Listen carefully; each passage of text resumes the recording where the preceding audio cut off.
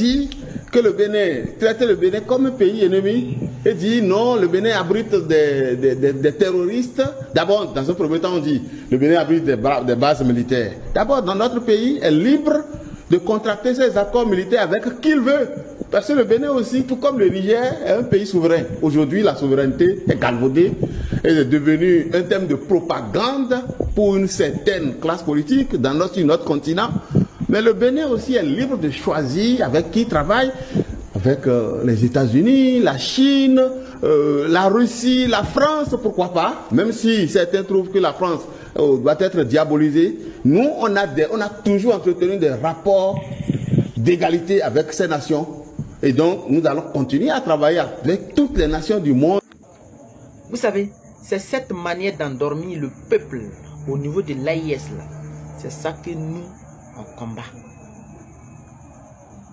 Sinon, ta manière de parler là, c'est bien, c'est logique. C'est logique. Parce que le Bénin est dans votre main. Vous êtes assis sur les milliards du contribuable béninois. Il n'y a pas de problème. Qui va mettre du sable dans son atelier? Non. Mais c'est le peuple béninois ignorant que nous on implore. Le peuple béninois qui pédale la boule pour construire les maisons à Kakwamel.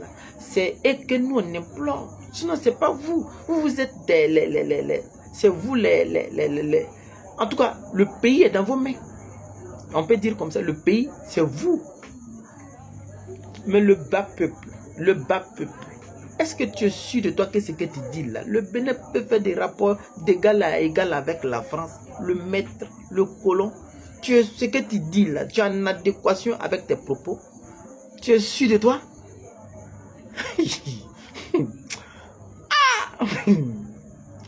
Si quel côté le Bénin peut faire des rapports d'égal à égal avec la France?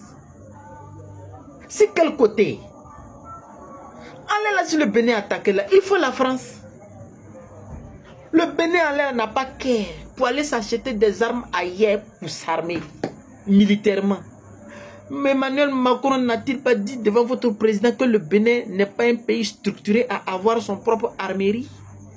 Que si le Bénin veut s'acheter des armes, il faut qu'il passe par la France. Et la France va aller acheter ses armes et faire comme si c'est pour elle. C'est elle qui va stocker ça en France. Là, le jour qu'il y a besoin, vous allez venir les dire et puis ils vont voir ce qu'ils peuvent faire devant Talon, devant tout le Bénin. Toi, tu viens t'asseoir ici pour dire que non, vous pouvez travailler avec qui vous voulez. On vous a dit que donner un marché aux Chinois de venir travailler ou bien des routes aux Chinois de venir construire. Vous pensez que c'est ça, on dit, on travaille avec tout le monde.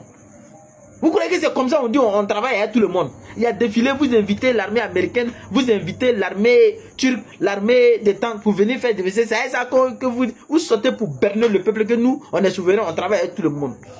C'est quel plan? Les réserves de Bénin là, c'est où? C'est pas à la Banque de France. Hein? Le port de Cotonou est contrôlé par qui?